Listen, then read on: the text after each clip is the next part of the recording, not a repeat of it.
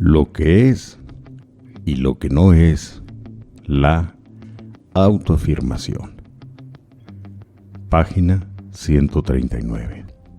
Número 1. En una sociedad de clases, cuando vemos a un superior hablando con un inferior, este último baja su mirada. Quien mira hacia abajo es el esclavo, no el amo. Hubo una época en el sur en la que podía azotarse a un negro por la ofensa de atreverse a mirar directamente a una mujer blanca. El ver es un acto de autoafirmación y siempre se ha entendido como tal. El primer acto de autoafirmación, el más básico, es la afirmación de la conciencia. Esto supone la elección de ver, pensar, ser consciente, proyectar la luz de la conciencia al mundo exterior y al mundo interior, a nuestro ser más íntimo. El formular preguntas es un acto de autoafirmación. El desafiar a la autoridad es un acto de autoafirmación. El pensar por uno mismo y atenerse a lo que uno piensa es la raíz de la autoinformación. Faltar a esta responsabilidad es faltar a uno mismo en el nivel más básico. No hay que confundir la autoafirmación con una rebeldía insensata. La autoafirmación sin conciencia no es autoafirmación. Equivale a conducir ebrio. A veces las personas que tienen una dependencia y temor esencial optan por una forma de afirmación autodestructiva. Consiste en decir de manera refleja no, cuando su interés sería decir sí. Su única forma de autoafirmación es la protesta, tanto si tiene sentido como si no. A menudo vemos esta respuesta en los adolescentes y también en los adultos que nunca han madurado más allá de este nivel de conciencia adolescente. La finalidad de esta conducta es proteger sus límites, lo que no está intrínsecamente mal, pero los medios que aplican les dejan pegados en una etapa de desarrollo primaria. Si bien la autoafirmación supone la capacidad de decir no, en última instancia se pone a prueba no tanto por aquello en contra de lo cual vamos, sino por aquello a favor de lo cual estamos. Una vida que solo consista en una serie de negaciones es una pérdida de tiempo y una tragedia. La autoafirmación nos exige no solo oponernos a lo que rechazamos, sino vivir de acuerdo con nuestros valores y expresarlos. En este sentido, está estrechamente vinculada con la cuestión de la integridad. La autoafirmación empieza con un acto de pensamiento, pero no debe terminar ahí. La autoafirmación supone volcarnos al mundo. El aspirar no es aún una autoafirmación, o es una autoafirmación muy pobre. Pero el proyectar nuestras aspiraciones en la realidad sí lo es. El tener valores no es aún autoafirmación, apenas lo es. El perseguirlos y vivir de acuerdo con ellos en el mundo sí lo es. Uno de los grandes autoengaños consiste en concebirse a uno mismo como una persona de valores o como un idealista, sin proyectar nuestros valores a la realidad. El pasar nuestra vida entre ensoñaciones no es autoafirmación. Sí lo es ser capaz de decir al final lo siguiente: mientras ha transcurrido mi vida, yo estaba ahí, yo la vivía. Número 2. Practicar la autoafirmación de manera lógica y congruente es comprometerse con nuestro derecho a existir, que consiste en el conocimiento de que mi vida no pertenece a los demás y de que no estoy en la tierra para vivir de acuerdo con las expectativas de otra persona. Para muchas personas, esta es una responsabilidad aterradora. Significa que su vida está en sus propias manos. Significa que no podemos contar con la madre y el padre y con otras figuras de autoridad en calidad de protectores. Significa que ellos son responsables de su vida y de crear su propio sentimiento de seguridad. El principal contribuyente a la subversión de la autoestima no es el miedo de esa responsabilidad, sino la entrega a este miedo. Si yo no puedo hacer valer mi derecho a existir, mi derecho a ser yo mismo, ¿cómo puedo experimentar un sentido de dignidad personal? ¿Cómo puedo experimentar un nivel de autoestima decente? Mi vida no pertenece a los demás y yo no estoy en la tierra para vivir de acuerdo con las expectativas de otra persona. Para practicar la autoafirmación de manera congruente, necesito la convicción de que mis ideas y deseos son importantes. Desgraciadamente, a menudo carecemos de esta convicción. Cuando éramos jóvenes, muchos de nosotros recibimos señales que nos indicaban que no era importante aquello que pensábamos, sentíamos o deseábamos. De hecho, se nos enseñaba lo siguiente: lo que tú quieres no es importante, importante es lo que quieren los demás. Quizás nos intimidaban mediante acusaciones de egoísmo cuando intentábamos hacernos valer. A menudo hay que tener valor para respetar lo que deseamos y pelear por ello. A mucha gente le resulta mucho más fácil rendirse y sacrificarse. No necesitan la integridad y la responsabilidad que requiere un egoísmo inteligente. Un hombre de 48 años que durante muchos años había trabajado esforzadamente para mantener a su esposa y sus 3 hijos, sueña con abandonar su trabajo exigente y estresante cuando llegue a los 50 años y con ocupar un trabajo en el que gane menos dinero, pero que le permita algo del ocio que nunca ha tenido. Siempre ha deseado más tiempo para leer, viajar y pensar, sin la presión de sentir que estaba descuidando algo urgente de su trabajo.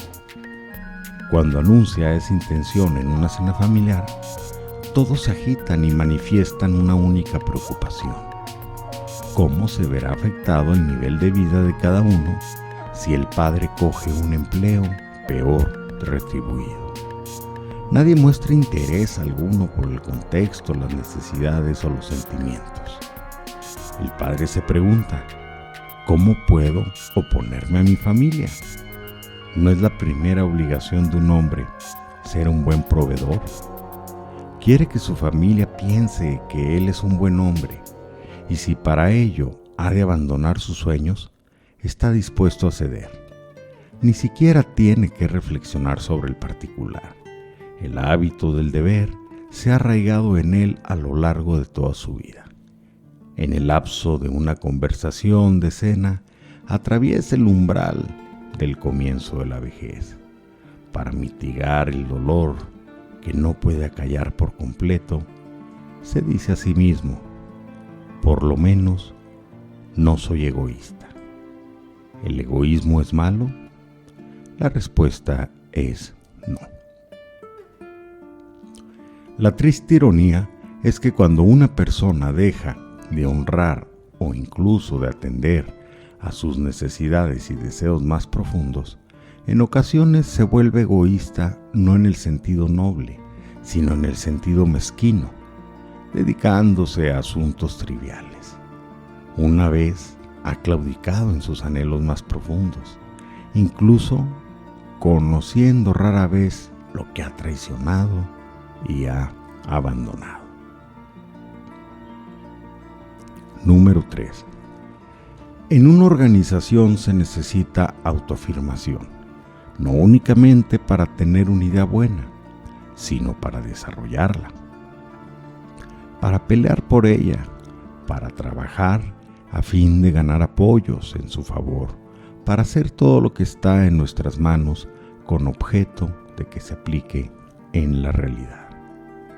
Es la falta de esta práctica lo que hace que muchas aportaciones potenciales fracasen antes de nacer. En mi calidad de consultor, cuando me piden que colabore con un equipo que tiene dificultad en trabajar de manera efectiva en un proyecto, a menudo encuentro que una fuente de la disfunción está en una o más personas que en realidad no participan, no se aplican realmente al empeño, quizá por sentir que no tienen la facultad de aportar algo, no creen que puede importar su contribución. Su pasividad les convierte en saboteadores. Un director de proyecto me hizo la siguiente observación: me preocuparía más enfrentarme a un egomaníaco que piensa que él es todo el proyecto que luchar con una persona de talento pero que duda de sí misma, cuya inseguridad le impide ofrecer lo que puede ofrecer. Sin una autoafirmación adecuada, nos convertimos en espectadores en vez de participantes. Una autoestima sana nos exige saltar al ruedo, estar dispuestos a mancharnos las manos. Número 4.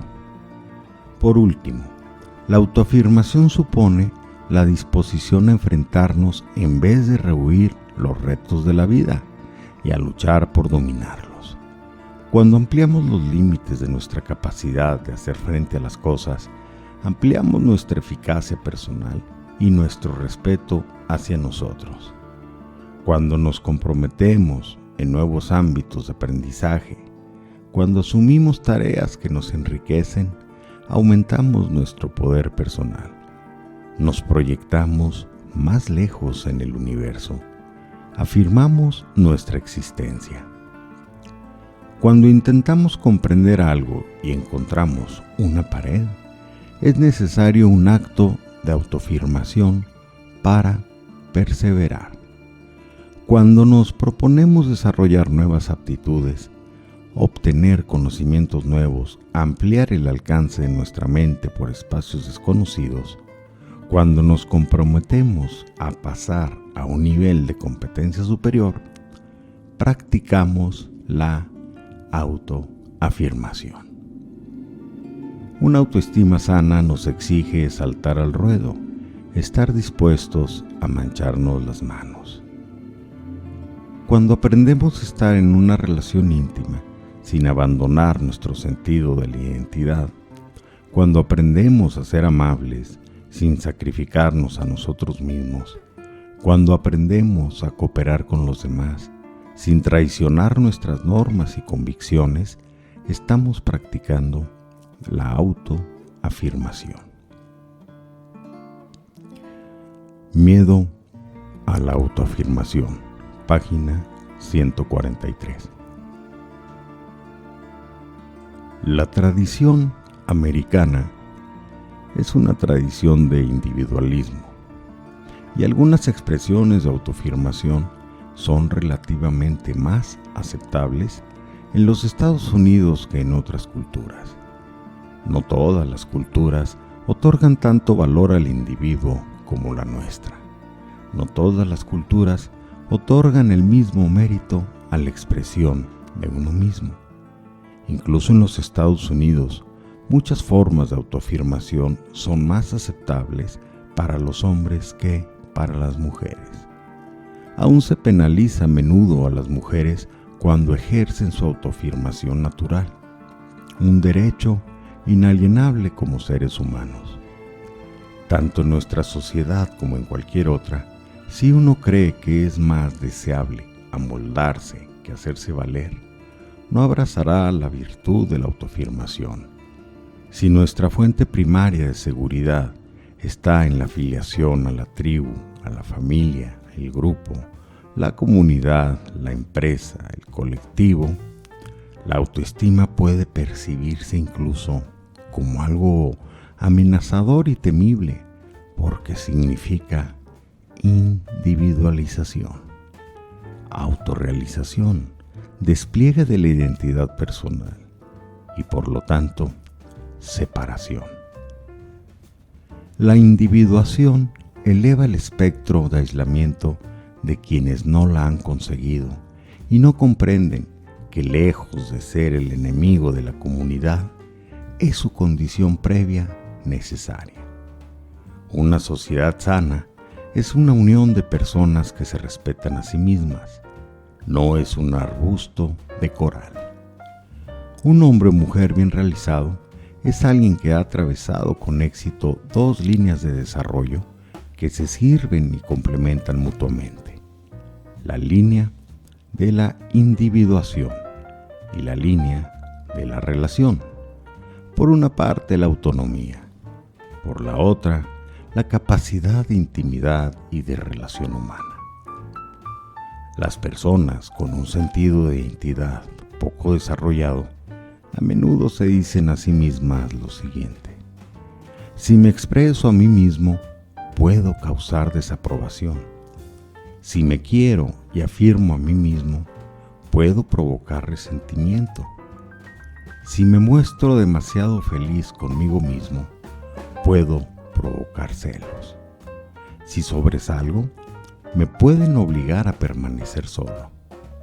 Frente a estas posibilidades se quedan inmóviles y pagan un terrible precio en pérdida de la autoestima. En este país, los psicólogos comprenden estos temores, que son muy comunes, pero algunos de nosotros tendemos a concebirlos como un signo de inmadurez. Decimos lo siguiente: ten el valor de ser quien eres. Esto en ocasiones nos pone en conflicto con los portavoces de otras perspectivas culturales. Cuando escribí sobre los retos de la individuación en mi obra, El respeto hacia uno mismo, un psicólogo de Hawái me criticó diciendo lo siguiente: ¿qué americano? Afirmaba que su cultura otorga un valor superior a la armonía social. Si bien el término individuación es moderno, la idea que expresa es por lo menos tan antigua como Aristóteles. Pensábamos que el afán del ser humano hacia la totalidad, la completitud, el impulso interior a la autorrealización, recuerda la noción aristotélica de entelequia. El impulso a la autorrealización está estrechamente asociado a nuestras supremas expresiones de genio artístico y científico. En el mundo moderno también va asociado a la libertad política, a la libertad de la humanidad de siglos de servidumbre a uno o a otro tipo de tribu. Ejemplos. Algunas personas viven y se comportan como si no tuviesen derecho al espacio que ocupan. Algunos hablan como si su intención fuese que no pudiesen oírles. No pudiesen oírles bien porque murmuran o porque hablan confusamente o ambas cosas. Algunos muestran de forma crudamente obvia que no sienten tener derecho a existir. Estos encarnan la forma más extrema de falta de autoafirmación. En la terapia, cuando estos hombres y mujeres aprenden a moverse y a hablar con más seguridad, invariablemente informan, después de cierta ansiedad inicial, de un aumento de la autoestima. No todas las manifestaciones de la falta de autoafirmación son obvias.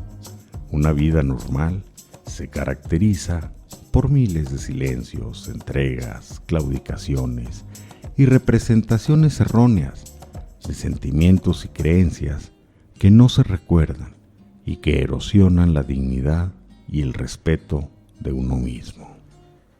Cuando no nos expresamos a nosotros mismos, cuando no afirmamos nuestro ser, cuando no defendemos nuestros valores en los contextos en los que es adecuado hacerlo, causamos heridas a nuestro sentido de la identidad personal.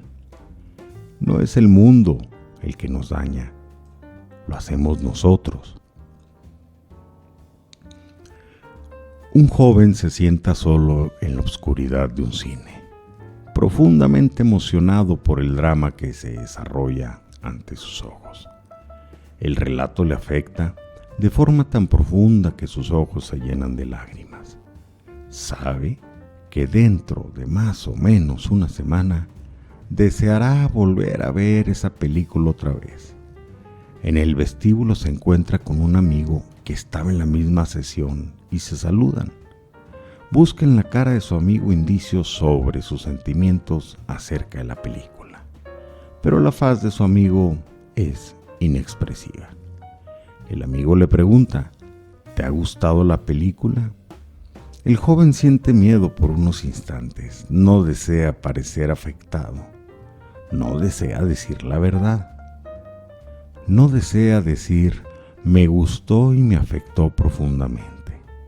En su lugar, mueve indiferentemente los hombros y dice, no está mal.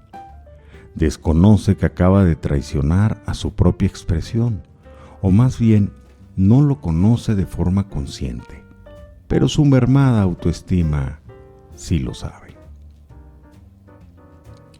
Algunas personas viven y se comportan como si no tuviesen derecho al espacio que ocupan. Una mujer está en un cóctel y oye que alguien le hace un comentario racista que la azota interiormente. Quiere decir, lo considera ofensivo. Sabe que el mal gana fuerza al no encontrar oposición, pero teme encontrar desaprobación. En actitud perpleja, desvía la mirada y no dice nada. Posteriormente, para apaciguar su sensación de malestar, se dice a sí misma, ¿y qué importa? Ese hombre estaba loco, pero su autoestima sabe que sí importa. Un estudiante universitario acude a una conferencia de una escritora cuya obra admira enormemente. Posteriormente, se une al grupo que rodea a la escritora para hacerle algunas preguntas. Desea decirle lo mucho que significan para él los libros de esta mujer, lo mucho que le han beneficiado, lo importantes que han sido en su vida. Pero se queda en silencio, diciéndose a sí mismo, ¿qué importancia tendría mi reacción para una escritora famosa? Le mira en actitud expectante, pero permanece en silencio. Siente que si le habla, quién sabe qué podría suceder. Quizá se interesaría, pero gana el miedo y se dice a mí mismo, no quiero ser entrometido. Una mujer casada oye a su marido expresar una opinión que considera errónea y censurable. Siente el impulso de criticarle, de expresar su propia idea, pero teme mover la barca de su matrimonio. Teme la posibilidad de que su marido le retire la aprobación si ella muestra un desacuerdo con él. Una buena esposa, le había enseñado su madre, apoya a su marido, tanto si tiene como si no tiene la razón. En una ocasión había oído decir al sacerdote en el sermón dominical que la relación de una mujer con su marido debe de ser como la relación del hombre con Dios. En su mente aún resuena el recuerdo de esas voces. Entonces se queda en silencio, igual que había hecho otras veces en el pasado, y no advierte que la raíz de su vaga sensación de culpa es el conocimiento de su traición a sí misma.